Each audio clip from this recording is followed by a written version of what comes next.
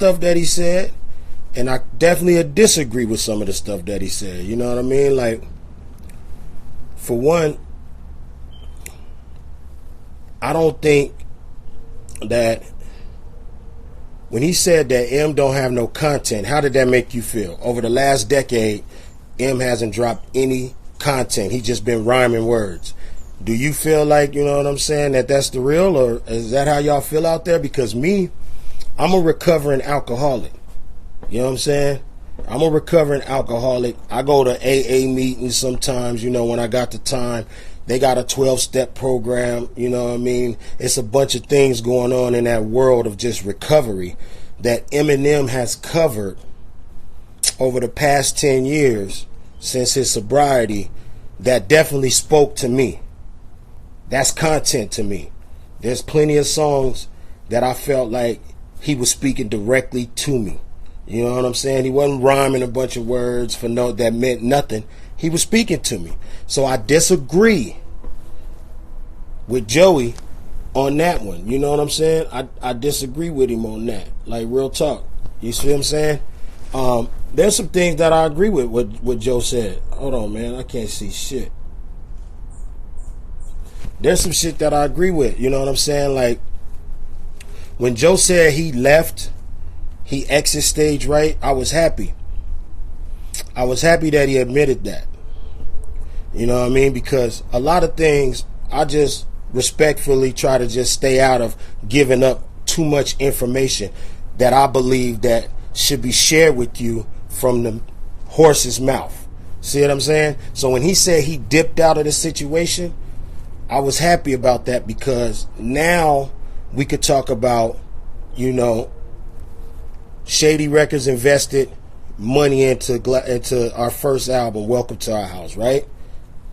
They invested money again into Glass House, right? I got paid. I can't speak for everybody else. There's a lot of people involved when you do an album. You know what I'm saying? Like, there's a lot of people involved when you're making an album. You got producers, you got artwork, you got engineers, you got, you know, A&Rs, you got features, you might be paying live musicians. There's a lot of people. I can't speak for whoever, what they got paid or didn't get paid. I got paid. So let's put that to bed. Let's put the narrative that Shady didn't pay the group. Well, I know I got paid. See what I'm saying? So that's one. But I'm glad he said that he dipped off, because my original point is, now we could talk about certain stuff. Mentally, he bounced. He left the label. He left Slaughterhouse. But he didn't communicate that with us. If we brothers, we supposed to sit down at the table and talk. Communication run the nation. We know that. We supposed to sit down and talk. Because if you don't let us know that you out mentally, you in a space where this ain't working for me no more, and you disappear, we still thinking that it's still a group. We still thinking that there's a chance that the album is still coming out. We still believing that, you know, there's a way to fix things or any problems, or, you know, and we still working. You know what I'm saying? We still flying out to Detroit, flying to New York. For me, leaving Cali, putting in work in the studio for an album that's never gonna come out, because Joe already left mentally. He just didn't tell nobody. If he would have told us, I would have been like, all right, cool, well, shit, no need for me to go flying out to Detroit and to New York and having all these meetings and conference calls and doing all this shit, trying to make sure that the ball is moving on Slaughterhouse, Glass House, whatever. There's no need. He's not in. He's not feeling it. Cool. But he didn't do that. And I'm glad he admitted that. You know what I'm saying? He didn't do that. So, anyway, me and Royce put together a lot of music for Slaughterhouse that y'all never heard. You know what I mean? We put a lot of music together. We met up in Detroit. All of us were supposed to be in Detroit. It ended up being just me and Royce. And so we said, you know what? Maybe they'll come around later. We about to just go ahead and dig in. And we put together a bunch of records that we could potentially add to Glass House, because Glass House was getting dated, and a bunch of records that we could use for potential EPs or mixtapes, just to give y'all music. We put that work in the dead of winter, you know what I'm saying, in Heaven Studios, working all night, round the clock, you know what I mean, away from my crib. And that's the thing, it's like I'm working round the clock, but my guy, he not mentally invested no more, you feel me? So since he not mentally invested no more, it's kind of hard. We not getting nowhere. You know what I'm saying? Hold on, man. This phone wildin', man. Hold on. Yeah. So anyway, I'm glad that he admitted that, because communication is key. You know what I'm saying? Communication is key. Hold on, man. What's for wildin'?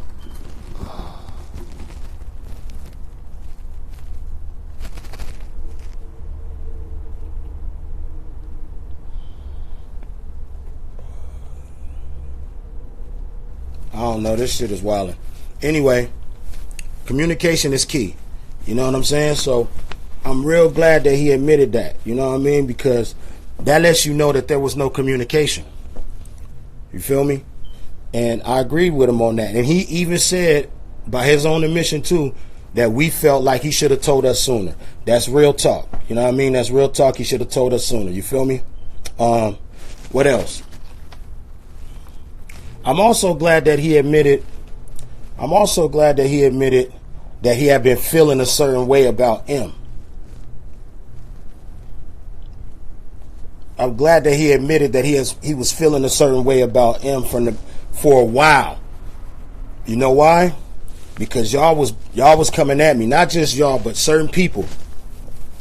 Y'all was coming at me. A lot of people was coming at me saying, "Yo, why you taking up for M? You caping for M. You caping for Shady." I'm sorry, y'all. When Joe did his revival criticism, you know what I'm saying? See, I knew something that the public didn't know.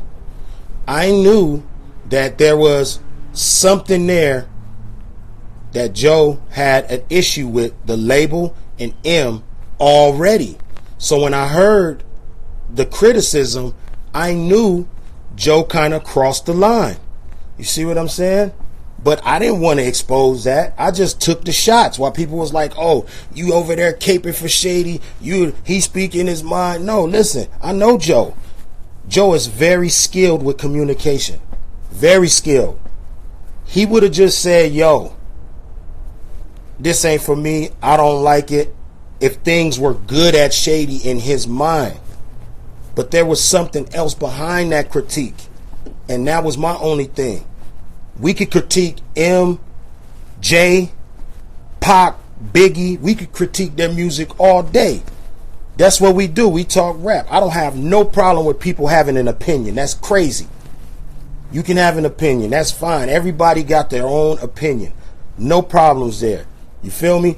But when I saw what he said about M's music, I knew that there was something else there, that he might have needed to sit down with M and communicate. Once again, that word, communicate. And that's why I said I disagree with the approach, because you got to separate that. You can't bring hostilities or frustrations or whatever it is into your critique of the man's music. That's not fair. So I'm glad on his podcast today that I listened to, and I enjoyed the podcast. First time listening to it in its entirety. Very entertaining. People thought I was throwing shots. I'm not.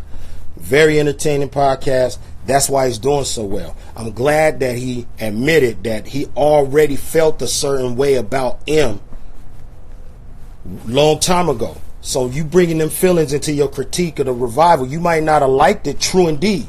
You might not have liked it.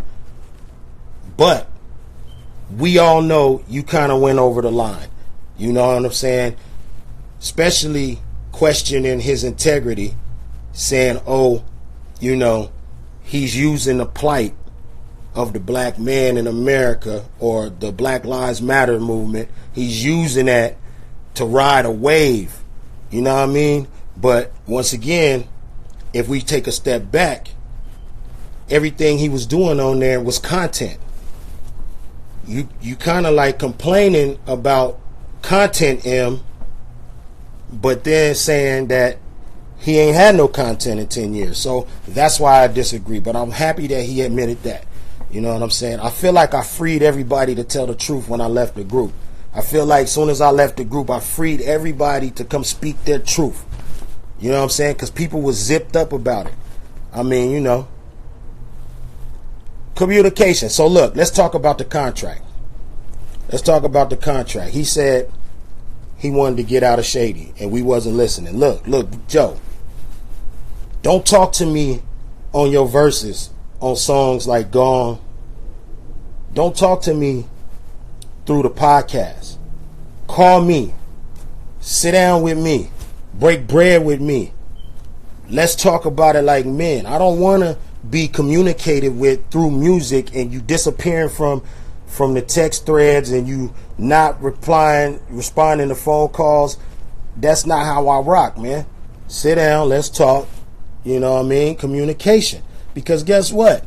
If you wanted to get out of the Shady contract, Joe, now I'm talking to Joe. If you wanted to get out of the contract, Joe, all you had to do is sit down and say, yo, I'm not feeling this contract. That's what we do as businessmen. We in a business. All of us signed our names on that agreement. You sit down at the negotiation table with Paul M., Shady staff, Slaughterhouse and Slaughterhouse management, and you say, yo, I'm not feeling the situation. All right, Joe, what's happening? What's good? What's wrong with it?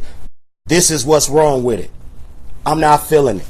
And then we either try to fix the problems in there totally, then we figure out how to get to that phase.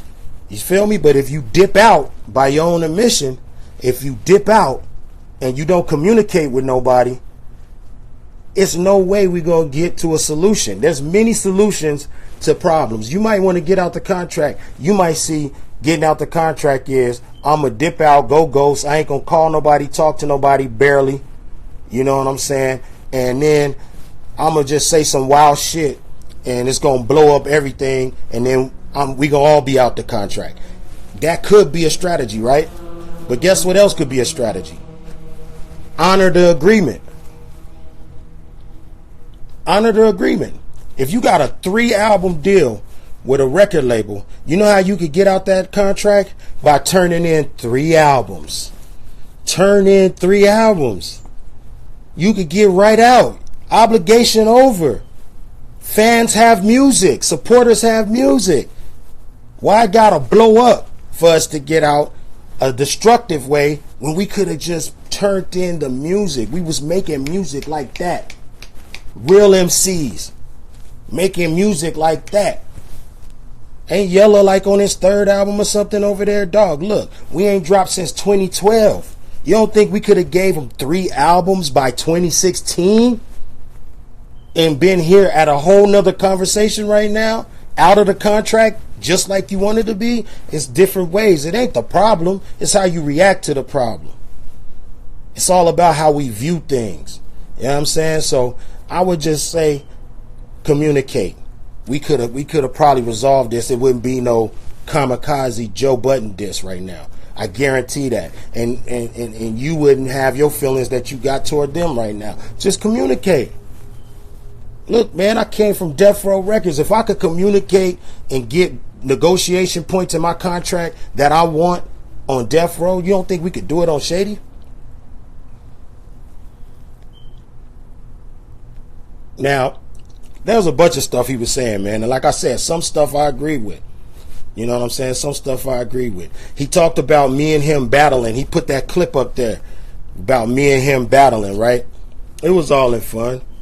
You know what I'm saying? It was all in fun. You know, Joe turned up. You know what I'm saying? Joe turned up and be real animated and stuff. And some of my homies like, yo, that nigga was talking loud to you. What's good? It's like, nah, that's just Joe, man. You know what I'm saying? That's how Joe communicate. You know what I'm saying? I'm different. You know what I mean? But on that battle, Somebody told me he want to warm up for me to go to M. He said he want to warm up with me to go to M. You know what I'm saying? I'm not no warm up. You gonna have to bring it all. You know what I'm saying? But in a battle though, yo Joe, I'm not gonna let you get in my head, bro. I'm not gonna let you. I know what you doing. See, this is what happens when you put two people who are skilled and understand the game thoroughly versus each other. I know what you're doing, Joe. You trying to shift the conversation before the battle even starts. You trying to say that content is more valuable than rapidy rap bars, more valuable than syllable bars. So that way, people will already be in your favor when you come dropping all this content on me. You try to fix the fight before it even starts. But guess what, though? They both important. And I'm going to do both. You know what I'm saying? But I'm just saying, that's hypothetical, man. I ain't finna... Joe ain't coming out of retirement, man. He ain't coming out of retirement. If I thought just simply sending him a diss record to make him come out of retirement and put the Slaughterhouse gang back together eventually on some sort of level, I would have did that a long time ago. I was behind the scenes working very, very hard. Y'all don't know this. I was taking flights to New York. I was working hard trying to piece that brand back together. You know what I'm saying? I was really trying. I mean, I got it tatted on my arms. I got the house on my hand with the pig. I got the Slaughterhouse logo right here. I got Slaughterhouse coming down here. This shit is real for me. This ain't no, you know what I'm saying? Oh, fly by night shit. This real for me. So, you know, I'm in it for real. But we hypothetical Crook versus Joe battle all the way along. You know, but since he like playing so much and loading up them clips, I'm just letting him know, don't come for me like you came for Drake. Don't do it. That's all I'm saying. Don't do it. You made a whole EP for that man. Don't do it. You already know, Crooked. I'm with it. I'll just play it. But on a serious note, one thing that kind of struck me in the podcast that I want to talk to him directly about, you know what I'm saying, is he said we were mesmerized. He kept using the word mesmerized. Like, oh, they mesmerized, you know what I'm saying? I'm back. He kept using the word mesmerized, and I assume, and assumptions, we know what assumptions are, but I assume that he's talking about Slaughterhouse, because if you follow the storyline, who else could it be? And he was saying that we were mesmerized by M's superstardom, too mesmerized to see the bullshit. We was blinded by our infatuation for Eminem. Joe, if you don't get the fuck out of here, if that's what you meant, if you don't get the fuck out of here.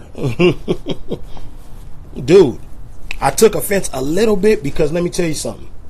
If I don't spot the bullshit in this industry right here, then mouths that I feed will go hungry. So to use a huge platform that he has, to imply that I can be mesmerized by somebody to the point where I'm going to sacrifice the food on my table. That's not going down, bro. I got too many mouths to feed. I'm going to always spot the bullshit. I told you I was on death row. You don't think I know what bullshit look like in a record deal? You know what I'm saying? So I kind of took offense, and I'm going to talk to him about that directly. You know what I'm saying? Because I just feel like that word right there was a little disrespectful if it's aimed at Slaughterhouse. We weren't mesmerized. You know what I'm saying? And by the way, all that, you know, I was saying this and nobody was saying nothing, that's not true either. Every single thing that we disagreed on as a group, we took votes. If you got outvoted, you got outvoted. You know how many times I stood up? Yo, they had us trying to scoop up some ice cream in New York one time. A meet and greet at an ice cream shop, right? I said, man, I'm not scooping no motherfucking ice cream. That shit is crazy to me. They told me, yo, you wildin'. I'm like, dog, what the fuck are we doing at an ice cream shop? Let's hit the streets. Let's push this line. You know what I'm saying? Let's get out there to the people. But that's just one of many things. You know, I wanted Dre to be involved with the project. I asked M, yo, what do you think about getting Dr. Dre involved with the project? I was outvoted. I didn't jump up and down. I just got outvoted. So when he says that, yo, everybody, you know, I was telling them we shouldn't do this and shouldn't do that. We all were saying certain shit, but if we got outvoted, then it just flew. That was the system. And plus, we was trying to grind. Like, this was something brand new. Slaughterhouse on a major. It was a brand new situation. We was trying to grind it out. It might take 1, 2, 3 albums to get where we gotta go. You know what I'm saying? We just can't get one album in and then say, all right, I'm out of here. You know what I mean? That's not fair to the people who support the brand. I think hip hop really needed us at that time. You know what I mean? But neither here nor there. We just gotta grind it out. And that was my position. Let's grind it out. You know what I mean? But before I get off of this, let me tell you where we fucked up the most. You know what I'm saying? Let me tell you where we fucked up the most. We didn't put the fans first. We didn't put the supporters of the Slaughterhouse brand first. You see what I'm saying? Because if we would have put Slaughterhouse, the nation of Slaughterhouse, the fans and the supporters first, we would have figured out a way to give them Glass House. No matter what problems and obstacles, we would have figured out a way to give them Glass House if we would have put our fans and supporters first. And that's what we fucked up. That was one of the biggest mistakes the group ever made. No fans, no us. We should have put the fans first, and we didn't. We dropped the ball, and we got to take responsibility for that. You know what I'm saying? Because Glass House could have came out. Right now, Kanye threw out an album with 7 fucking records on it. You trying to tell me Glass House don't got 7 bangers on it? Shit. But guess what? If you put it out, now you need the group to commit to promote it. They got to clear their schedule for maybe 60 days to go on a tour, to go on radio and promote it. And if nobody is willing to do that, you're getting nothing. You can't blame the motherfucking label if the group schedules never seem to fit. But now I know why the group schedules don't fit, because one of the members, my brother Joe, bailed out. He bailed out on the group mentally. He bailed out on the label mentally. He didn't tell us verbally. And that's why the schedules never came together. You see what I'm saying? So look, it is what it is. We had a great time. You know what I mean? I'm happy. He's doing his thing. I just want him to be truthful about shit. But I know he forgets shit. Because when I did the pull-up, I was telling him about scenarios, and he was like, damn, I don't even remember that. Yeah, he forgets a lot of shit. But I just want, be truthful, man. The fans deserve it. You know what I'm saying? It's painting a narrative that me, Royce, and Joel were a bunch of zombies on Shady Records with no thought process of our own and just following M and Paul blindly like they was making us do whatever they wanted us to do. That ain't how it went down. I can't allow that narrative to live out there. I cannot. I got a reputation out here. I'm a businessman. I've been one for years. I can't allow that. You know what I'm saying? So I have to speak to you guys now and tell you it wasn't like that in no shape or form. Any problems we had, I had a bunch of problems I raised up, but I communicated. I never dipped out. I finally dipped out because it was like, you know what? This situation is never going to happen. We are never going to get to a solution. And that's why I finally bounced out. We not rapping. We not doing nothing. It's time to wrap it up. You know what I'm saying? But I just want those narratives. Anytime Joe do a podcast and he put out certain narratives that I feel like, yo, that's not really how it went in my opinion, and I don't really like that, you know, being painted as a zombie for Shady Records. You know what I'm saying? I really don't like it. I'm technically on Shady Records, right? As Slaughterhouse. But solo, I got my own label. You know what I mean? I got my own people. And I don't get paid from Shady Records. I don't get paid from Shady Records. So I don't have no reason. You don't hear me on M's albums or nothing. M is a solid dude in real life. That's why I fuck with M. Because he's solid in real life. But you don't hear me on that. You don't. Why would I be just caping for no reason? I don't have to cape. I don't got to. So my whole thing is, you know, I'm just being real, keeping it a buck. When them narratives come out there, I gotta say something. Shady Records invested. They invested money into Welcome to Our House.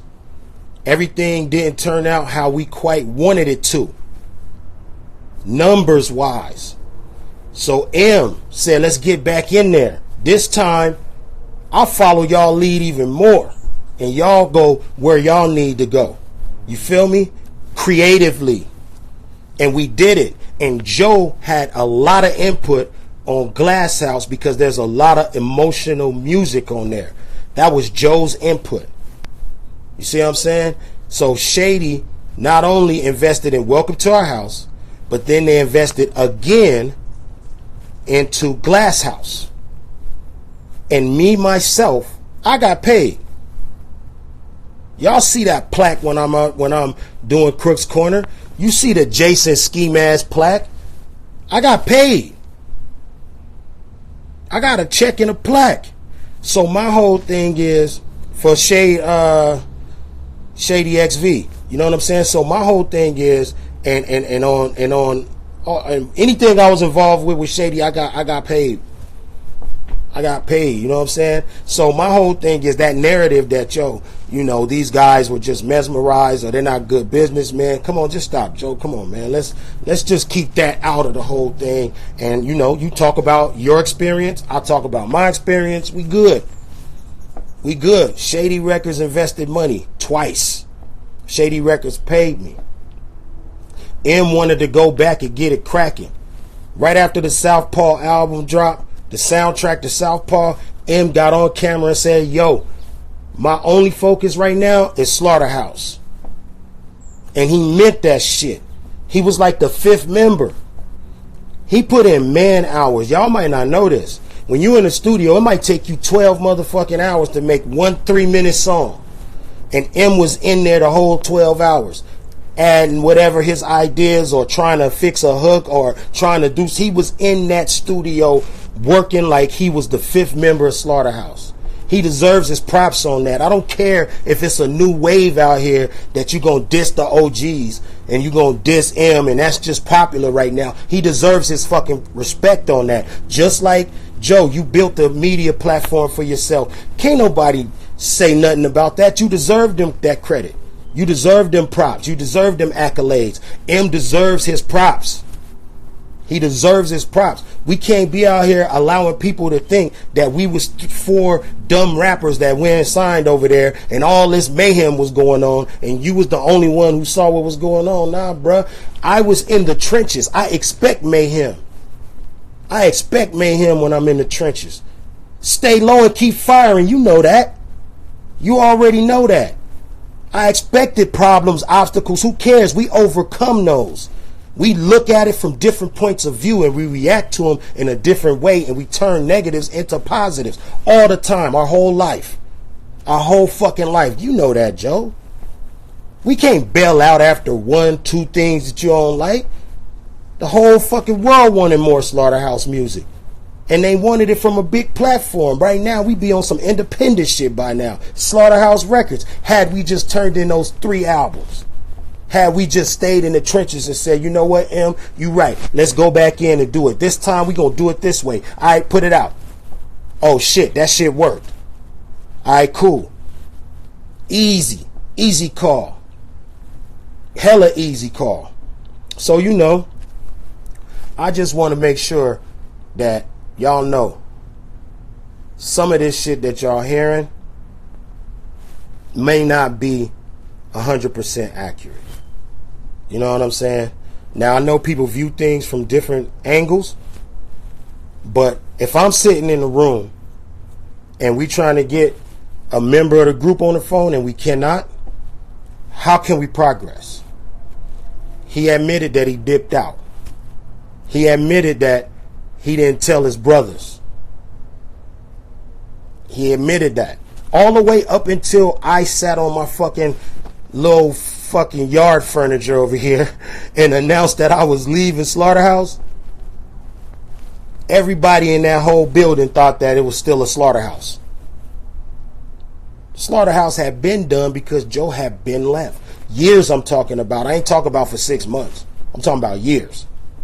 You see what I'm saying? But if you get on the phone and you like, yo, nah, I'm still with it, but you're not telling us your real problems. I wish you would have just told us, and we might have been squashed it, and you guys might have Glass House, but that ain't how it went down. If was a fifth, the world would be drunk. I stopped drinking, so y'all already know, man. That's just it, though. You know what I mean? I want everybody to be peace, be easy, and I ain't got no animosity. You know what I mean? I don't do that. I'm in a positive space right now. You know what I mean? I'm living my best life right now. Family business. You know, I got my little brothers with me. We going for it. You know what I mean? Some of the best rappers on the West Coast right now. I'm living good right now. We in the studio. We having fun. We traveling. We filming it. It's all good. We dropping leaks. We dropping records.